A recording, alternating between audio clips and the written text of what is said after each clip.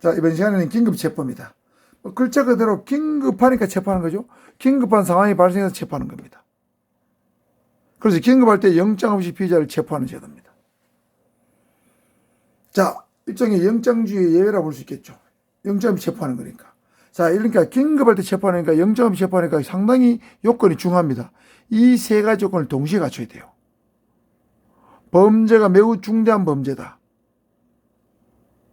이거는 장기 3년 이상의 범죄입니다. 사형 무기 또는 장기 3년 이상의 범죄에 대해서만 긴급체포 대상 범죄가 됩니다. 장기 3년이라는 말은 형법이나 기타 형사처벌법규에 3년 이상이 적혔거나, 예를 들면 6년 이하라, 5년 이하라도, 5년 이하도 길게는 3년형을 가할 수 있죠. 3년, 4년, 5년을 가할 수 있으니까, 4년 이하, 5년 이하, 6년 이하, 7년 이하, 8년 이하, 9년 이하, 10년 이하, 이런 범죄도 중대한 범죄라고 봅니다. 긴급체포 대상이 일단 될 수 있습니다. 자, 요 세부적인 나중에 살펴보고요. 그 다음 체포가 긴급해야 됩니다. 체포영장을 발부받을 시간적 여유가 없다. 갑자기 피의자를 발견했다. 중범죄자를 발견했다. 중대한 범죄자를 갑자기 발견했을 때는 영장을 발부할 시간이 없죠. 그럴 때는 긴급 체포해야 됩니다. 그 다음에 체포의 필요성이 존재해야 돼요. 도망하거나 도망할 염려가 있거나 증거인멸의 염려가 있을 때만 긴급 체포할 수 있습니다. 주거 부정은 해당 없어요. 도망이나 도망의 염려나 증거의 염려가 있을 때는 긴급 체포할 수 있다. 그러니까 이 긴급 체포의 요건은 중긴필입니다. 중대한 범죄임에서 긴급하면서 필요할 경우에, 이럴 경우만 긴급 체포할 수 있습니다. 이 세 가지 조건이 동시에 구비되었을 때만 긴급 체포할 수 있다. 예를 들면 매우 중대한 강도범을 경찰관이 우연히 발견했는데 체포하니까 도망간다. 그럼 당연히 긴급 체포해야 되죠. 각종 장구를 써서 또는 물리력으로, 완력으로. 이 긴급 체포입니다. 중긴필 알아두시고요.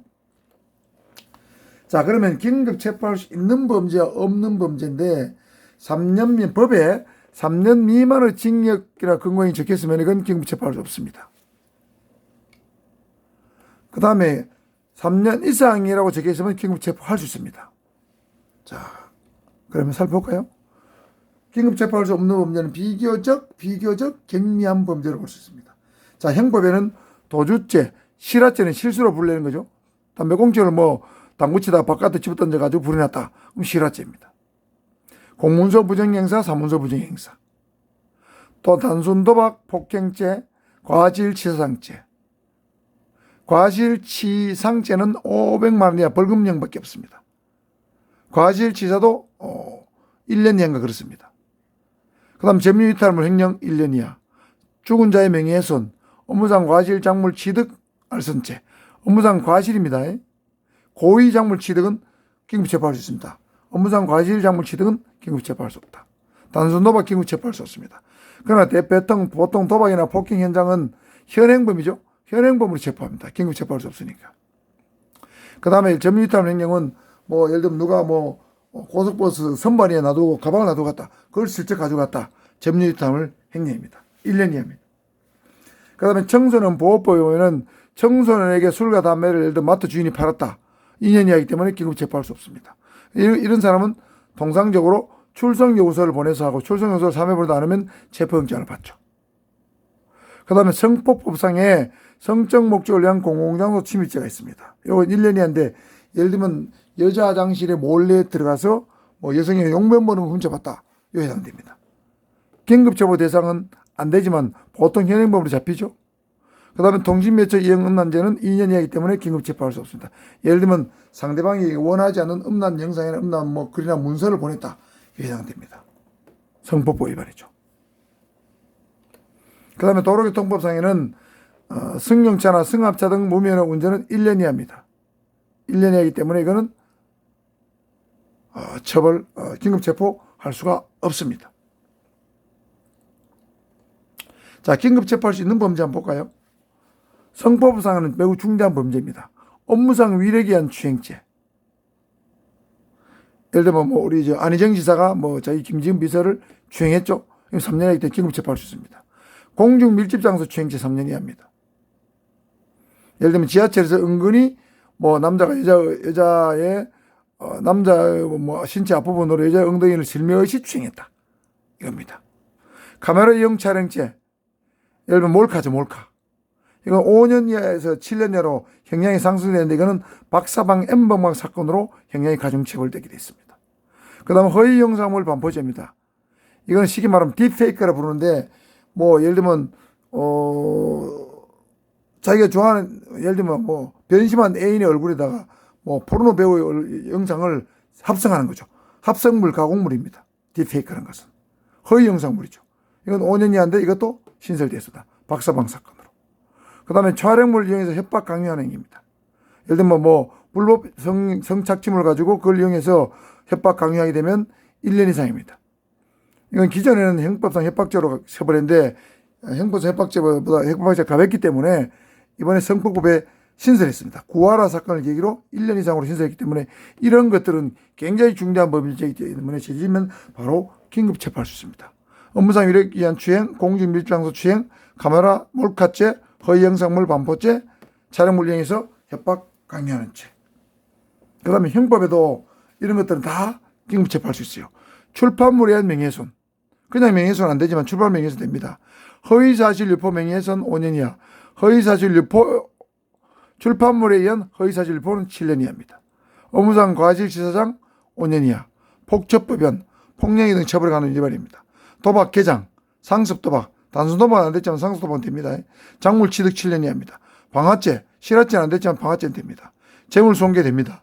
사기횡령 배임 다 됩니다. 그 다음에 도로교통법에는 음주운전 0.2% 이상, 이거는 만취 상태죠. 2년 이상입니다. 벌금은 1,000만 이상이고. 그 다음에 단순 음주 측정 거부 1년 이상이죠. 벌금은 500만 이상입니다. 그리고 뭐 만취 상태나 음주 측정 거부하면 현장에서 바로 긴급 체포할 수도 있고 현행범 체포도 할 수도 있습니다. 자, 긴급 체포할 수 있는 범죄, 없는 범죄 종류 시험에 낼 수 있기 때문에 잘 외우시기 바라고. 자, 긴급 체포의 절차입니다. 사경이 긴급 체포를 했을 때는 긴급 체포 즉시 긴급 체포서를 작성해야 됩니다. 그 다음에 긴급 체포한 다음에는 체포 후에 48시간 이내에 구속영장 역시 청구해야 되지 발부할 필요는 없고 청구를 해야 된다. 이거는 체포영장의 체포와 동일합니다. 다음은 현행범 체포입니다. 뭐 현행범 체포는 대한민국의 모든 사람이 할 수 있죠. 경찰관, 검사뿐만 아니라 일반인도 할 수 있습니다. 그러나 체포영장의 체포나 긴급 체포는 검사나 사법경찰관만 할 수 있고 요 현행범 체포는 경찰관 아니고 검사 아니라도 누구나 할 수 있죠. 자, 교재 44페이지인데 여기서 현행범 체포 현행범은 협의의 현행범과 주운 현행범을 포함한 개념이다. 협의의 현행범은 보통 여러분이 알고 있는 현행범입니다. 범죄 현장에서 범죄를 실행 중에 있거나 실행에 착수해서나 종료하지 못한 사람 또는 미수로 처벌되는 범죄입니다. 예를 들면 도둑놈이 나무 집에서 도둑질을 하려고 들어갔다가 훔치기 전에 잡히다. 현행범입니다. 협의의 현행범이죠. 강간을 하려고 여자를 끌고 갔는데 강간을 못했다. 그러면 강간 미수죠. 미수 처벌됩니다. 협의의 현행범이죠. 그 다음에 범죄 실행했으나 실행이 끝났는데 실행 직후에 잡혔다. 예를 들면 판례 같은 거 보면 교사가 교장실에서 난동을 부리고 있다가 10분 후에 경찰이 출동해서 현장에서 잡았다. 10분 정도 지나서는 실행 직후로 봅니다. 협의 현행범이죠. 그 다음에 주운 현행범도 포함된 게 있는데 주운 현행범은 4가지로 명시되어 있습니다. 범인으로 호창되어 추적 중인 자, 예를 들면 소매치기 현행범인데 여자가 쫓아가면서 저놈 잡아라, 내 물건 찾아주라 뭐 이랬다. 그러면 이거 해당되죠. 작물이나 범행 도구를 소지하고 있는 자. 그 다음에 신체나 의복의 증적이 현저한 자. 예를 들면 뭐 상해사건이, 예를 들면 칼로 누구를 찔렀는데 살인사건이 발생했는데 범인이 도망가고 없어요. 그런데 그 범죄 현장에 추적하다 보니까 신체나 의복에 말이죠. 뭐 피가 잔뜩 묻어 있습니다. 이건 준행범으로 볼 수 있죠. 요 실행 직후에서부터 예를 들면 30분, 40분 지났다 하면 협의 현행범을 보기 원하고 신체나 의복 위에 뭐 피가 잔뜩 묻었는데 범행 직후로부터 한 3, 40분, 4, 50분 지났다. 그러면 여기보다는 여기에 가깝습니다. 그 다음에 누구를 물으며 도망하려 하는 자, 주운 현행범입니다. 자, 그런데 단순하게 불신검문에 불응하거나 신분증을 제시하지 않은 자는 여기나 여기에 해당되지 않기 때문에 현행범 체포할 수 없습니다. 주의하시고요. 그 다음에 현행범 체포하기 위한 요건으로는 범죄가 명백해야 됩니다. 체포할 당시에 특정 범죄의 범인이 명백해야 되죠. 이건 당연한 것이죠. 그 다음에 필요성도 존재해야 됩니다. 그 사람이 도망하거나 도망했거나 도망이나 증거인멸의 염려가 있어야 됩니다. 현행범은 대부분 도망하거나 도망할 염려가 있죠. 그 다음에 경미범죄입니다. 다액 50만 원의 벌금구리 과료에 해당하는 현행범은 주거부정 시에만 체포할 수 있다. 예를 들면 아까 불안감 조성한 사람 있죠. 불안감 조성한 사람은 현행범 체포 원칙적으로 잘 못합니다. 다만 그 사람이 완전히 노숙자다. 주거부정이죠. 노숙자가 분명할 때는 현행범 체포할 수 있는데 제가 예를 들면 불안감을 조성했다. 제가 주거부정이 아니지 않습니까? 그러니까 겉으로 볼 때는 현행범 보이지만 주거부정이 아니기 때문에 현행범 체포 못합니다. 이거 주의해야 됩니다. 그 다음에 절차입니다. 경찰관이 직접 체포할 때는 현행범 체포서를 작성해야 되고 일반인이 체포할 때는 현행범이 인수를 작성해야 됩니다. 그래서 체포자의 성명, 주거, 체포 사유 등을 물은 후에 체포자에 대해서 경찰관서의 동행을 요구할 것을 경찰관이 요청하는 거죠.